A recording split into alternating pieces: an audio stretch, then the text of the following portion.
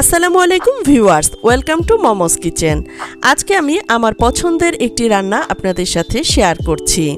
আমার আজকের রেসিপিতে থাকছে ভীষণ মজার সিমের বিচি দিয়ে রুই মাছ রান্না। খুবই সুস্বাদু একটি রেসিপি। গরম গরম ভাতের সাথে এই রেসিপিটি অসাধারণ লাগে। দুর্দান্ত স্বাদের এই সিমের বিচি দিয়ে রুই মাছ রান্না আমি কিভাবে করি সেই রেসিপিটি আমি আপনাদের সাথে শেয়ার করছি। তো চলুন দেখে নেই আমার আজকের রেসিপি। আজকে রেসিপির জন্য এইখানে আমি 500 গ্রাম সিমের বিচিকে খোসা ছাড়িয়ে ধুয়ে পরিষ্কার করে নিয়েছি। আর এইখানে নিয়েছি রুই মাছ। এইখানে আমি 5 টুকরা রুই মাছকে ধুয়ে পরিষ্কার করে নিয়েছি। এখন আমি মাছগুলো ভেজে নেওয়ার জন্য প্রস্তুত করে নিচ্ছি। প্রথমেই দিয়ে দিলাম স্বাদমতো লবণ, আর দিয়ে দিলাম সামান্য পরিমাণ হলুদের গুঁড়া আর মরিচের গুঁড়া। মশলা দিয়ে মাছগুলো বেশ ভালোভাবে মিশিয়ে নিচ্ছি।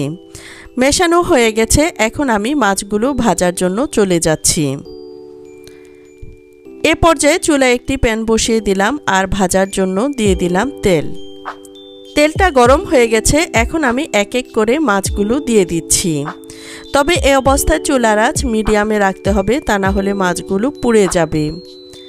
চুলার আঁচ মিডিয়াম করে আমি প্রায় 2 থেকে আড়াই মিনিট সময়ের মতো মাছের এক পাশ ভেজে নিলাম। এখন আমি মাছগুলো উল্টিয়ে দিচ্ছি।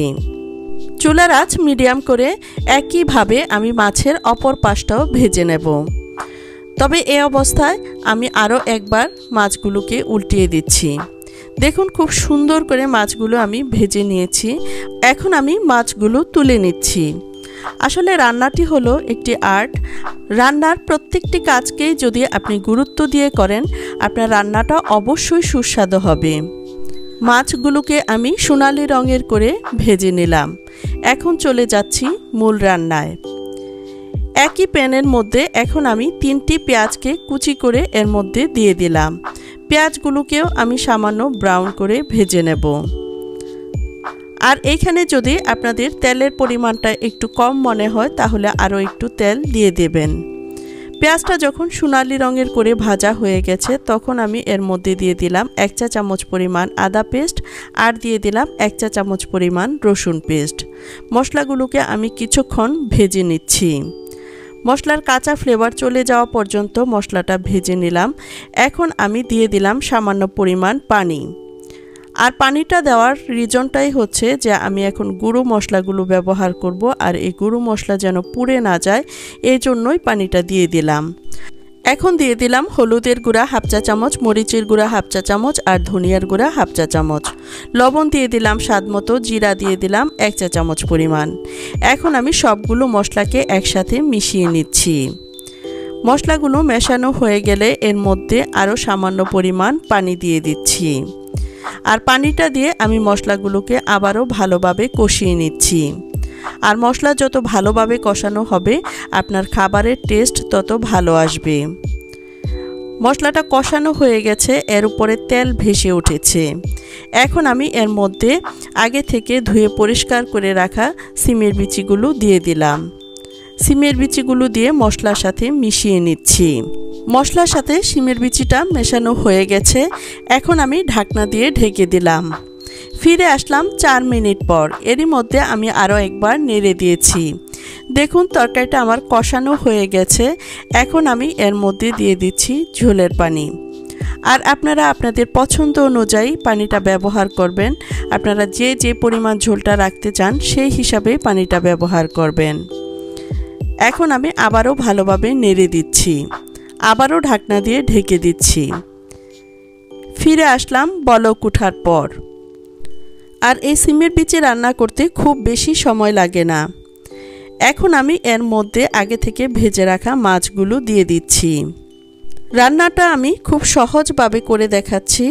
আশা করছি ভিডিওটি যদি আপনারা শুরু থেকে শেষ পর্যন্ত দেখে নেন আপনাদের কাছেও ভালো লাগবে।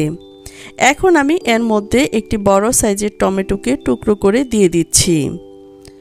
আপনারা চাইলে রান্নার শুরুতেও এই টমেটোটা ব্যবহার করতে পারেন। আবারও আমি ঢাকনা দিয়ে ঢেকে দিচ্ছি। আর গরম গরম ভাতের সাথে এই সিমের বিচির তরকারিটা কিন্তু অসাধারণ লাগে। আর এরই মধ্যে আমি আরও 4-5 মিনিট তরকারিটা রান্না করে নিয়েছি। দেখুন ঝোলটা অনেকটাই টেনে গেছে। এখন আমি এর মধ্যে দিয়ে দিচ্ছি হাফ চা চামচ পরিমাণ গরম মশলার গুঁড়ো। অবশ্যই আপনারা এই গরম মশলাটা দেওয়ার চেষ্টা করবেন, এতে করে আপনাদের আর এই রান্নাটা থেকে অসাধারণ একটা ফ্লেভার আসে আর খেতেও দুর্দান্ত স্বাদের হয়। এখন আমি এর মধ্যে দিয়ে দিচ্ছি 4-5টি কাঁচামরিচ। আর আপনারা অবশ্যই কাঁচামরিচটা রান্নার শেষ পর্যায়ে ব্যবহার করার চেষ্টা করবেন, এতে করে আপনাদের কাঁচামরিচের যেই ভিটামিন সি সেটা অটুট থাকবে। আরও কিছুক্ষণ রান্না করে নিলাম। এখন আমি হালকা হাতে আবারও নেড়ে দিচ্ছি।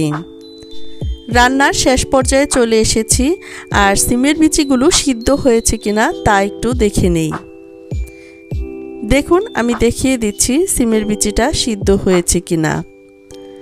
সিমের বিচিটা একেবারেই সিদ্ধ হয়ে গেছে।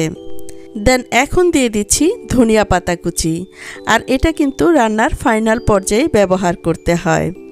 ধনিয়া পাতাটা দিয়ে আমি সামান্য নেড়ে দিচ্ছি। এখন আমি ঢাকনা দিয়ে ঢেকে দিব,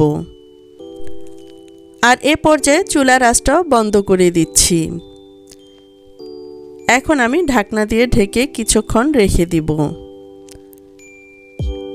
ফিরে আসলাম 5 মিনিট পর। দেখুন এর কালার এবং টেক্সচার। চলে আসলাম পরিবেশনে।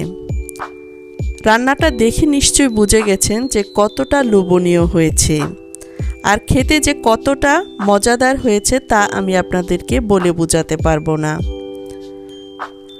আশা করছি আমার এই রেসিপিটি আপনারা ফলো করে একবার হলেও বাসায় তৈরি করে খাবেন, তাহলেই এর সঠিক টেস্ট আপনারা বুঝতে পারবেন। আর এরই মধ্যেই তৈরি হয়ে গেল আমার আজকের রেসিপি। আমার আজকের রেসিপিটি যদি ভালো লেগে থাকে লাইক, কমেন্টস এবং শেয়ার করতে ভুলবেন না। আর ইতিমধ্যে আমার চ্যানেলটি যারা সাবস্ক্রাইব করেছেন তাদেরকে অসংখ্য অসংখ্য ধন্যবাদ। এখনও আমার চ্যানেলটি যারা সাবস্ক্রাইব করেননি প্লিজ আমার চ্যানেলটি সাবস্ক্রাইব করে পাশে থাকবেন এবং পাশে থাকা বেল আইকনটি ক্লিক করে দিবেন। আবারও দেখা হবে নতুন কোনো রেসিপিতে। সে পর্যন্ত সবাই ভালো থাকুন, সুস্থ থাকুন। আজ এ পর্যন্তই। আল্লাহ হাফেজ।